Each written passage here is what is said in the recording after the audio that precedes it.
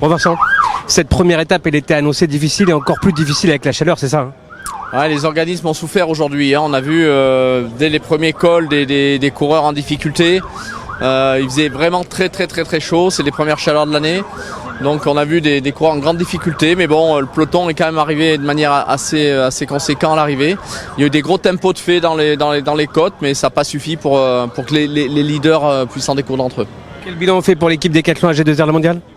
On était un peu court, on va dire. Je pense qu'on a souvent un petit peu de mal à l'entame des épreuves habituellement comme ça. Donc je pense que ça ira de mieux en mieux. Donc il faut qu'on analyse pourquoi on était un peu justé aujourd'hui. Heureusement, Félix Gall et Bruno Armirail, eux, sont restés au contact des meilleurs. Donc il n'y a pas eu de débours de temps. Mais on va dire que globalement, au niveau de l'équipe, il faudra qu'on monte un peu en puissance dans les jours qui viennent. Bon, je suis obligé de vous poser la question. Il y a un coureur qui est en jaune que vous connaissez par cœur.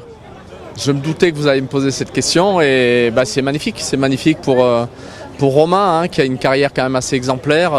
Évidemment, on a un attachement particulier à Romain puisque c'est un garçon qui est parti chez nous déjà au centre de formation. Il a fait 2 années au centre de formation, il est passé professionnel, il a grandi au sein de notre équipe. Il nous a aussi aidé à grandir.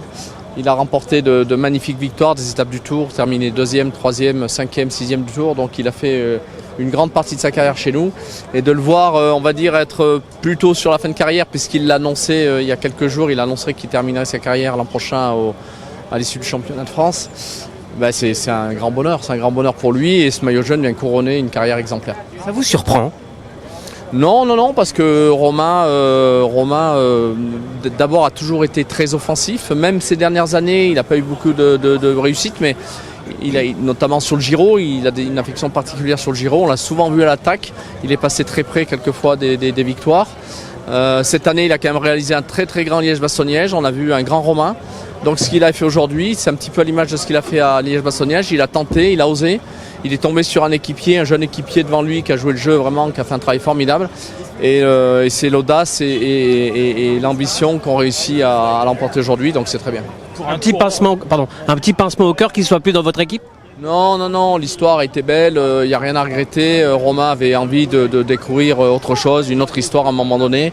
Donc il n'y a jamais eu d'ombre avec nous. Évidemment, on aurait souhaité le conserver et qu'il fasse toute sa carrière chez nous, mais il a choisi autrement et c'est le sport de haut niveau, donc il n'y a aucun souci, on est toujours très liés à Romain.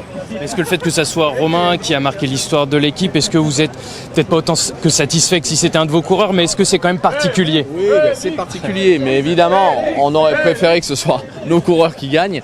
Mais évidemment, on était avec Julien dans la voiture, on comptait les secondes, on égrenait les secondes et nos sentiments oscillaient. À 10 km, on dit c'est fini, à 5 km derrière, c'est peut-être jouable. Et moi, 3 bandes, quand j'ai vu que l'écart ne bougeait plus, j'ai dit c'est vraiment jouable. Et c'est vrai qu'il est tombé sur un coéquipier qui a joué le jeu à 100%. Donc je pense qu'il peut dire un grand merci à Van den Broek aussi. Merci. Merci, Romain.